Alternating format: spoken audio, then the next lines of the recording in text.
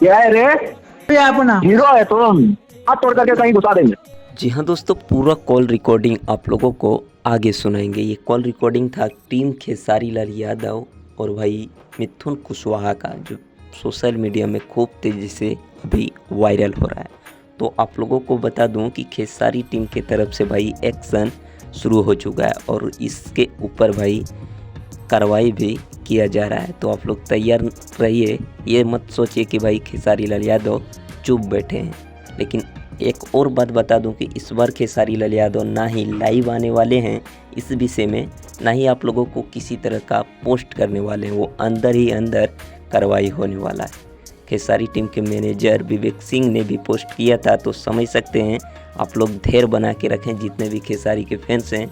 मिथुन कुशवाहा के ऊपर जल्द ही कार्रवाई किया जाने। तो जितने भी खेसारी के फैन हैं, आप लोग परेशान ना होएं, जल्द ही खुशखबरी मिलने वाला है। फेसबुक पेज पे देख रहे हैं तो गर्दा उड़ा के शेयर कीजिए और अपनी प्रतिक्रिया कमेंट बॉक्स में ज़रूर दीजिए।